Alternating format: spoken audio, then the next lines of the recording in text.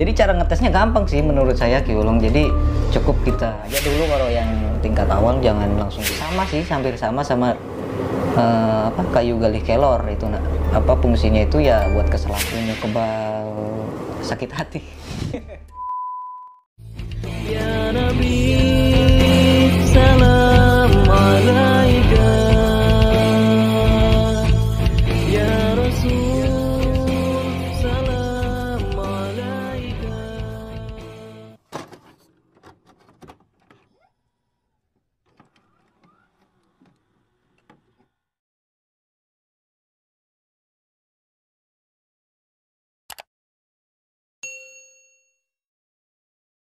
Oke, lanjutkan Ki Ulung pertanyaan yang selanjutnya. Oke, kita pertanyaan yang kelima dari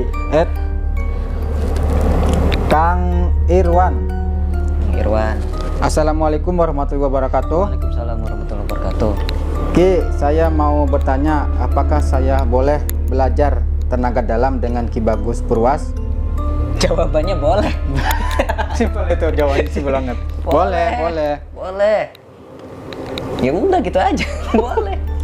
Oke, lanjut lagi, kita pertanyaan yang ke-6 dari Kang Arafat.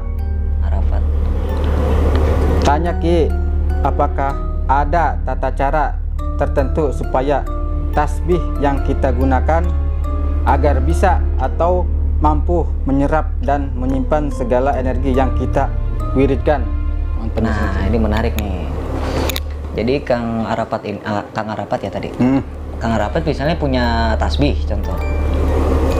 Tasbih itu gimana caranya supaya bisa menyerap energi itu kan? Sebenarnya semua tasbih itu kalau kita sering menggunakan buat wirid, pokoknya segala aktivitas wirid kita selalu menggunakan tasbih itu misalnya. Itu secara otomatis nanti dia akan menyerap energi wirid-wirid yang kita baca gitu. Secara otomatis ya, nggak perlu kita niatkan, nggak perlu kita isi, itu secara otomatis pasti sudah ada energinya gitu. Nah, sedangkan media tergantung tasbihnya ya, media tasbihnya itu misalnya batu atau kan ada kan tasbih yang berat-berat itu besi atau magnet itu kan ada. Nah, kita cari media yang mampu menyerap energi positif. Yang bagus itu kan dari kayu sama batu kan yang bagus. Iya. Jadi jangan pakai tasbihnya, bukan jangan sih.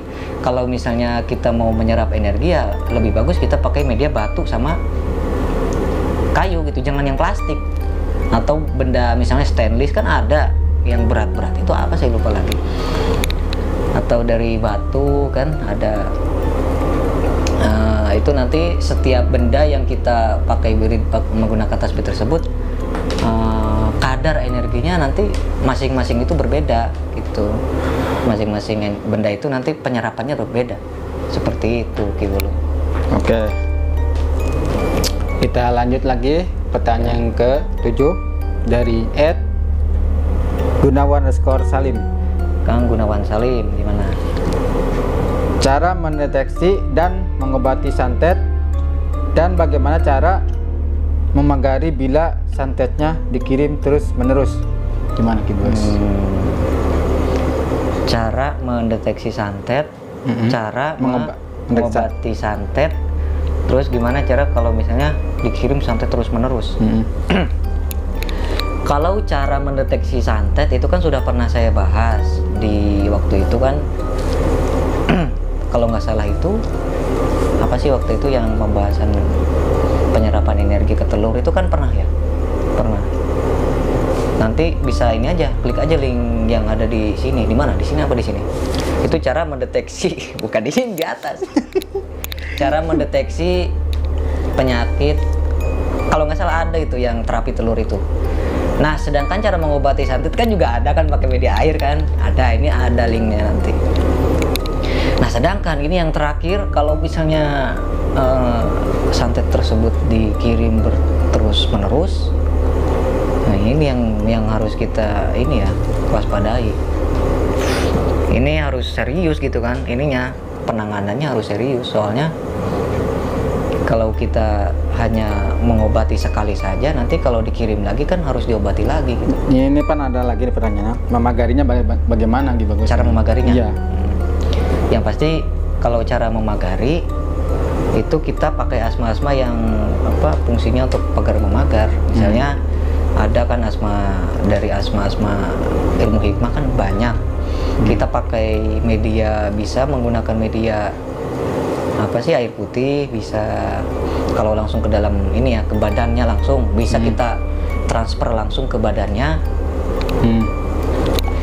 Tapi kalau kita mau memagari rumahnya, ada Ki Wulung media yang sangat bagus buat pemagaran. Telur angsa. Oh iya.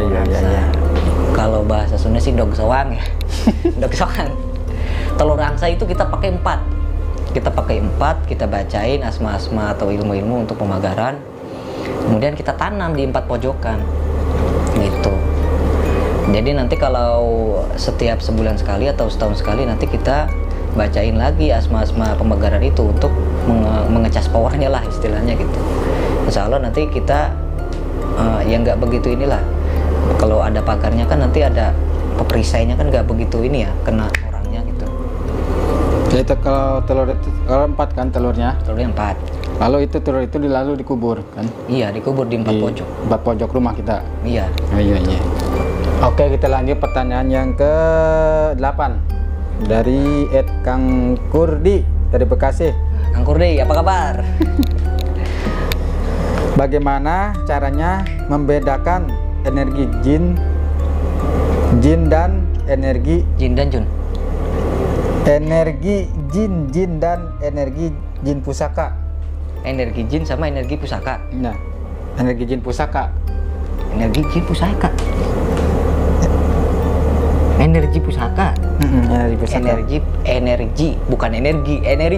Oh, energi. Ini dipisah nih. Jadi iya susah bacanya Kang Ki Wulung ini. Jadi bagaimana cara membedakan energi jin sama energi pusaka gitu ya? Iya, betul. Susah ya kalau menggunakan pendeteksian, harus diterawang langsung sebenarnya. Tapi kalau menurut saya sih ke energi pusaka itu ya saking kuatnya mungkin jadi ke badan kita itu berbeda Ki Wulung. Seperti ada getaran. Ini saya bahas pusaka dulu ya.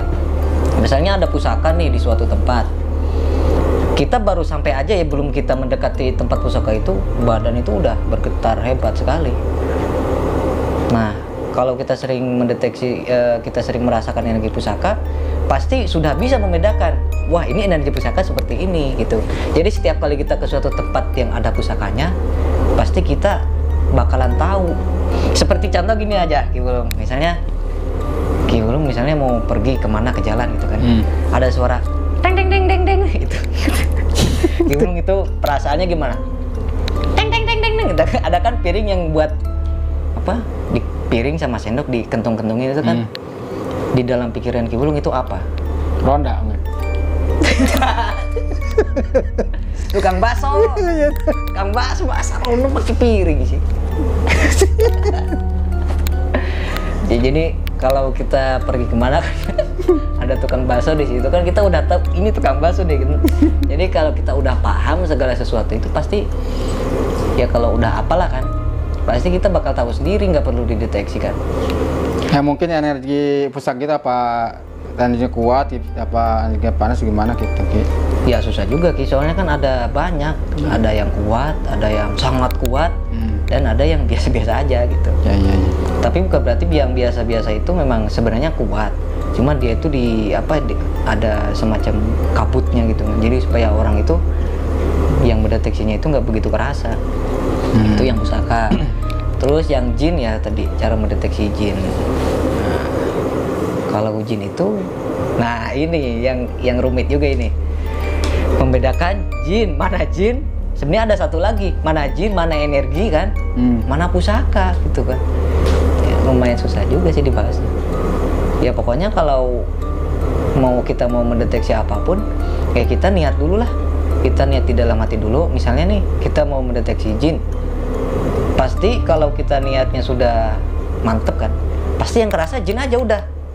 Energi lain nggak akan terasa. Jadi kita lebih baik niat aja dulu kita mau mendeteksi apa. Tapi kalau kita mau mendeteksi pusaka, niatkan dulu mendeteksi pusaka supaya yang terasa itu hanya energi pusaka gitu. Kalau memang ada, kalau nggak ada berarti nggak kerasa apa-apa kan. Begitu Kang Kurdi. Gitu. Lanjut. Oke, Lanjut pertanyaan yang 9 dari Kang Alvin Martin dari Malaysia. Dari Malaysia. Selamat malam. Nak tanya bagaimana kita dapat menilai tahap keilmuan kita pelajari ini seperti peringkat dan sudah siap untuk membantu dan merawat orang lain. Tanya susah juga nih. Ini bahasa Malaysia. Malaysia ini. Ini bahasa Malaysia. Gimana? Jadi merawat itu mengobati kalau bahasa kita. Oh, mengobati. Gimana sih? Selamat malam. Nak tanya bagaimana kita dapat menilai tahap keilmuan kita pelajari ini membantu dan merawat orang lain. Bagaimana Mungkin merawat. kita dapat mengetahui tingkat keilmuan kita yang kita pelajari ini seperti bingung saya gimana ini. Mungkin yang dia maksud itu misalnya nih, apakah keilmuan kita itu yang kita pelajari itu sudah siap untuk mengobati orang lain? Nah, mungkin seperti itu. Mungkin Yaudah. merawat gitu, merawat bagaimana caranya? Mungkin ya, maka caranya merawat keilmuan kita gitu. Mungkin. Kan ini keilmuan ya, ada keilmuannya nih. Enggak kan, Mungkin. kalau bahasa Malaysia itu merawat itu mengobati, Oh, mengobati mengobati orang gitu. Oh, Yang saya tahu gitu. ya. Berarti gimana? Ya udah pasti begitu. Saya juga bingung ini bahasa Malaysia. Maaf, Kang Alvin. Jadi mungkin apakah keilmuan kita sudah siap untuk mengobati orang lain? Caranya gimana? Mungkin cara mengetahuinya. Mungkin.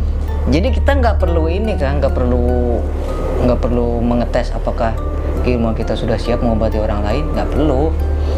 Kita punya keilmuan. Kalau ada orang yang mau minta diobati, ya udah obati saja, nggak apa-apa.